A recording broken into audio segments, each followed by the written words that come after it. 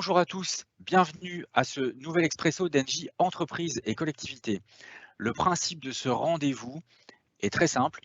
On se voit tous les 15 jours pour traiter une question d'actualité. Le parti pris de ce rendez-vous, c'est répondre de manière efficace à une question simple qui préoccupe nos clients.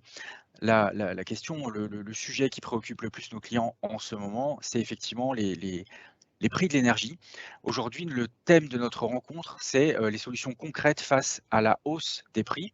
Il y a 15 jours, nous avions rendez-vous avec Quentin Delisle, notre sales trader, pour voir la part plutôt amont en fait, de cette problématique avec un traitement du lien entre le marché et le contrat. Aujourd'hui, pour répondre de manière efficace à cette problématique globale de crise des prix à laquelle tout le monde se heurte, eh bien, nous avons décidé de parler de manière efficace avec quelqu'un qui a toute la légitimité pour le faire. Il s'agit d'un interlocuteur commercial, un responsable commercial d'Engie Entreprise et Collectivité qui va nous accorder 15 minutes pour donc traiter avec nous les actions concrètes qui peuvent être menées par les entreprises et par les collectivités. On accueille donc Julien D'Alessandro. Bonjour Julien, je te laisse te présenter. Oui, bonjour Marc et bonjour à toutes et à tous. Moi, je suis ravi de participer à ce premier Expresso pour moi. Je vais tâcher de vous apporter le plus d'informations concrètes possible afin de vous aider dans votre stratégie d'achat d'énergie dans un contexte en effet très tendu sur les marchés. J'ai beaucoup de clients en ce moment qui me disent avoir eu des difficultés l'année passée pour prendre des décisions difficiles. Et cette année, clairement, ils ne souhaitent plus être dans cette situation. Donc voilà, je m'appelle Julien D'Alessandro, je suis responsable de compte chez Engie Entreprise et Collectivité en région Sud-Est à Lyon.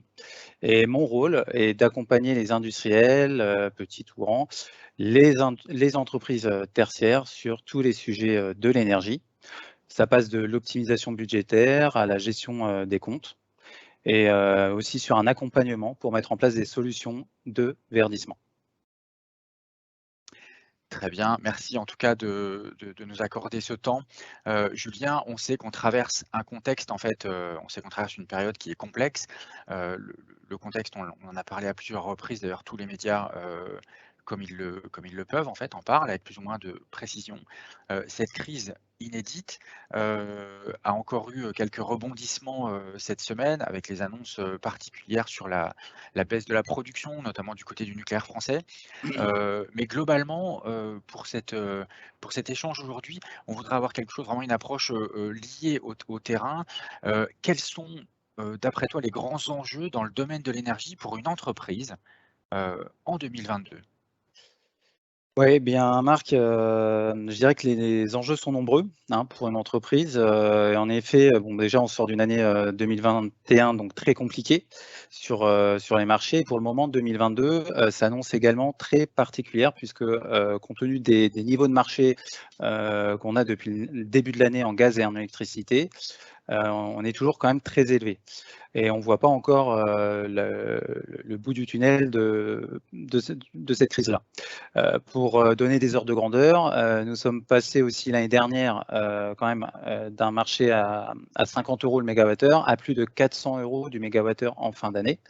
Et on a même constaté sur les marchés spot des prix qui allaient jusqu'à 1000 € du mégawattheure. Donc c'était du jamais vu. Et bref, donc de nombreuses entreprises se sont trouvées dans des situations très délicates car elles n'avaient pas couvert leur énergie pour 2022 et se sont retrouvées très exposées à cette volatilité extrême sur les marchés. Donc le but cette année, c'est d'éviter ça, d'éviter de se retrouver dans cette situation vraiment délicate et d'éviter que finalement les factures augmentent de 3, soient multipliées par 3, 4 ou 10. Donc un des majeurs principaux pour répondre à la question donc en 2022, ça me semble être la maîtrise budgétaire.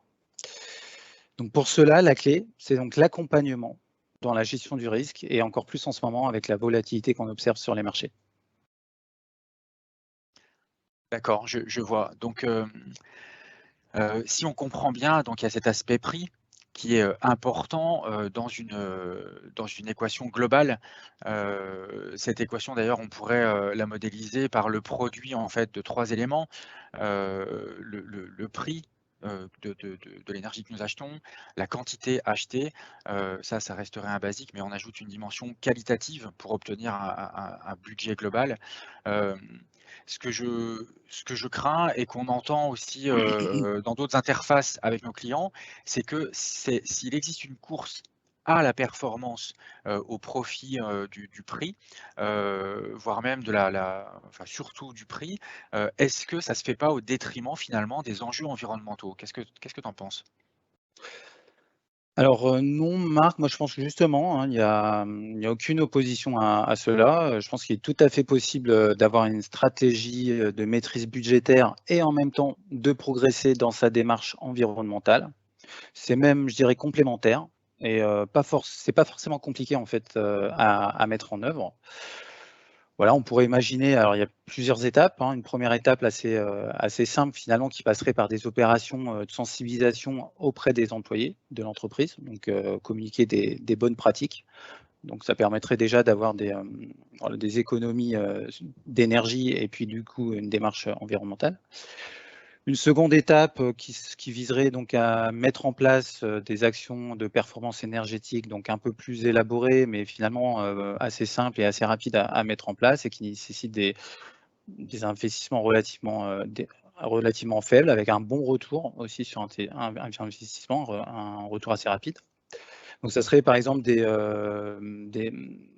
situations, donc des actions de pilotage de la température, par exemple, dans les locaux, pilotage de l'éclairage, rendre l'éclairage un peu plus intelligent et remplacer l'éclairage dit énergivore par des LED, par exemple.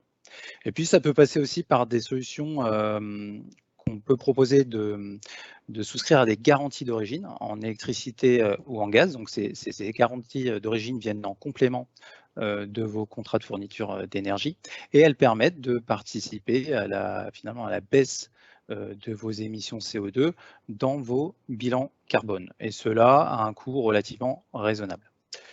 Et enfin, la troisième action, hein, si on veut être très performant et très engagé dans la démarche environnementale, ça serait des actions de plus grande envergure, un peu plus longues sur la durée, puisqu'il s'agirait d'investir sur, par exemple, des projets d'énergie renouvelable, comme par exemple l'installation de panneaux solaires pour produire sa propre énergie, donc soit la revendre ensuite sur les réseaux, ou soit l'autoconsommer pour réduire sa facture d'énergie. Alors sur ces projets, on a soit la possibilité finalement que l'entreprise finance ce bien, ou même on a aussi des solutions, nous, de financement. Après, il y a un deuxième volet, ça serait la mobilité électrique, où là, ça nécessite aussi quelques investissements donc, pour installer des bornes de recharge électrique. Donc, comme vous le savez, donc, nous sommes en pleine transition énergétique depuis plusieurs années. On en parle beaucoup quand même dans les médias notamment. Et les entreprises ont vraiment toutes leurs raisons de faire partie de cette transition énergétique. Sur ce sujet d'ailleurs, les objectifs environnementaux européens donc, sont très ambitieux. Vous avez sûrement entendu parler du Fit for 55 qui est sorti l'été dernier, et qui vise à réduire les émissions de gaz à effet de serre de 55% en 2030 par rapport à l'année 98. Donc on peut comprendre que l'enjeu environnemental est très important et également forcément lié à la maîtrise budgétaire. Parfait. Merci, merci pour ces éclairages. Alors, on entend, dans tes propos le fait qu'on peut aller sur des projets simples à mettre en œuvre, assez rapidement et avec peu d'investissement. On a également des projets qui peuvent être parfois plus complexes à lancer pour les entreprises. Pour le lancement de ces projets, il y a, derrière la complexité à trouver, des partenaires. Est-ce que, tu as une mise en garde, une recommandation particulière à nous faire, éventuellement par rapport à ce choix de partenaire? Oui, alors tout à fait, Marc, hein. Moi, je pense que dans le choix dans le choix du partenaire avec qui vous allez travailler pour mettre en place votre stratégie énergétique, je pense qu'il faut regarder non seulement les compétences de ce partenaire à l'instant T, mais aussi sa capacité d'engagement sur le long terme.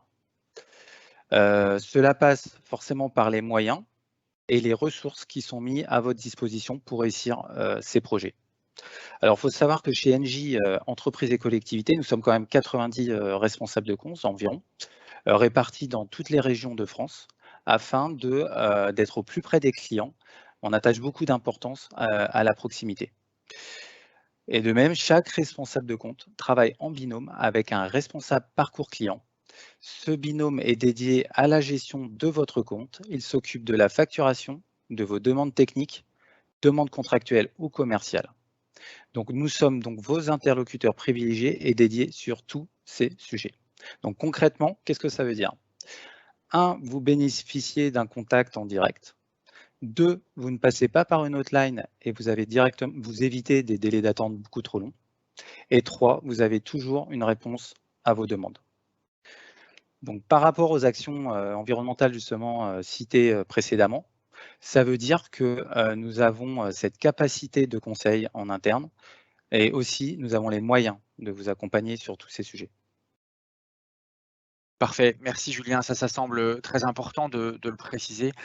Si on a parlé tout à l'heure de cette équation globale où on traitait le volume, tu nous as donné des clés pour agir sur ce volume. Si on va sur le prix et qu'on s'attarde maintenant sur les enjeux qui sont plutôt orientés stratégie d'achat, d'après toi, comment une entreprise aujourd'hui peut s'orienter pour pour avoir une bonne stratégie d'achat?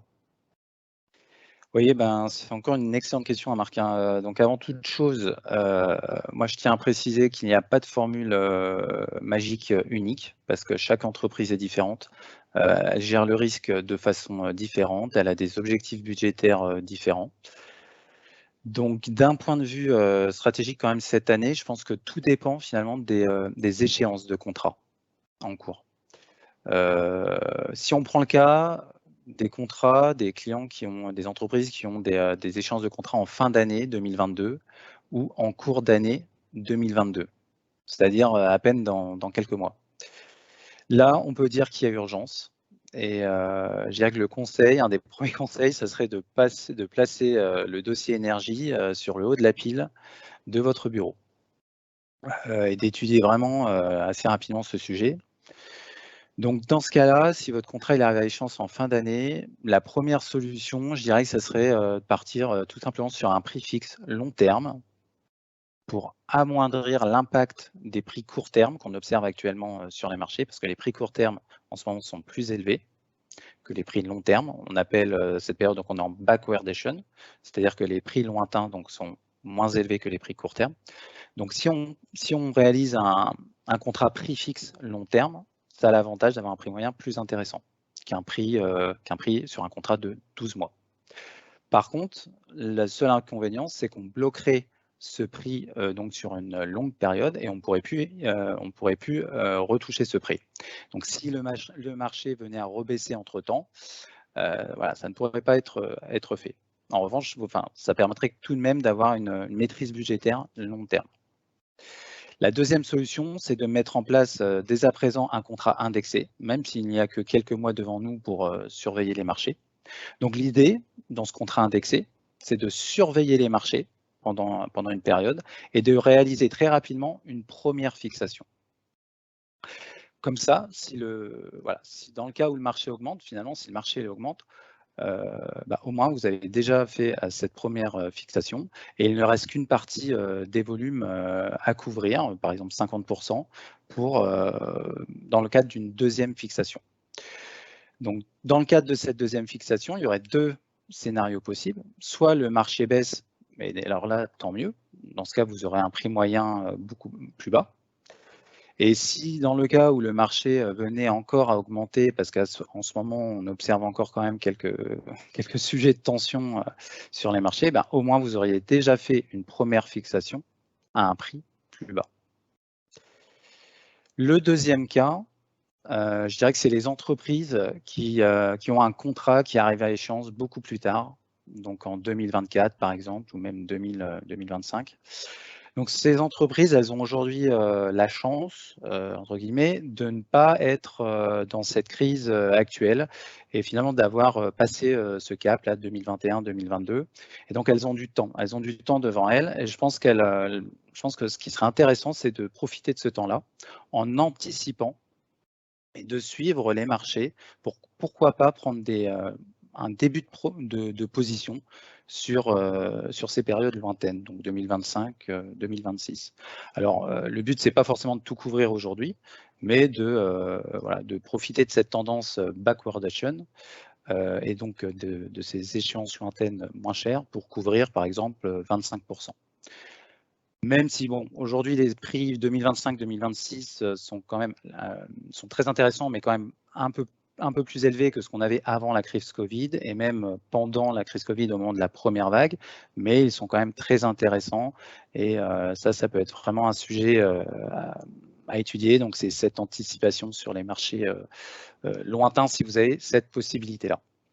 Alors, pour mettre en œuvre cette stratégie indexée, pour suivre les marchés et donc effectuer finalement des fixations au meilleur moment, on a plusieurs outils. Le premier, ça serait la fixation manuelle. Donc, c'est quelque chose d'assez standard, c'est-à-dire que vous nous envoyez un mail le matin, un ordre de fixation, et puis le responsable commercial, le responsable de compte, revient vers vous avec une cotation de la salle des marchés valable une demi-heure, 1 heure, 2 heures. Et si vous la validez, voilà, vous validez votre prix. L'autre solution, elle s'appuie sur des outils digitaux, avec des plateformes de fixation et de suivi. Vous connaissez peut-être ces outils, mais aujourd'hui, ils ont fait quand même leur succès. On a pas mal de retours positifs sur la plateforme SAMI et Fix by Click. Avec ces plateformes digitales, en fait, vous avez l'avantage de suivre les marchés. Donc, vous avez donc les tendances des prix et puis surtout, vous avez une cotation journalière valable jusqu'au lendemain et vous avez la possibilité de fixer à tout moment. Parfait. Merci beaucoup, Julien. Il est 14h02 et je suis alors navré, déjà, j'avais une dernière question que je n'aurai pas le temps de te poser. Et nous avons aussi quelques questions très intéressantes sur la partie de chat de cette réunion. Alors, je vous prie de m'excuser, on va procéder comme il y a 15 jours lors de l'Expresso avec le Quentin Delisle, le sales trader. On va récupérer toutes les questions et on reviendra vers vous personnellement avec une réponse adaptée. Chaque question aura une réponse. Nous vous proposons également au sein de notre équipe de publier ces questions dans un article. Cet article sera disponible sur notre site web. Nous nous permettrons de vous envoyer le lien vers cette partie de notre site web qui est très intéressante parce qu'elle regorge de documents, d'explications, d'articles pédagogiques, mais également d'écrits ou de médias qui vous proposent des vraies solutions pour des solutions concrètes en fait pour faire face à cette hausse des prix. Julien, merci infiniment pour ton temps. J'espère qu'on pourra se revoir en fait, pourquoi pas avant l'été pour avoir un autre, à nouveau ton point de vue sur les marchés. Merci pour ta participation. Merci beaucoup, Marc. Merci à vous. Et excellente fin de journée à tous. Au revoir. Au revoir.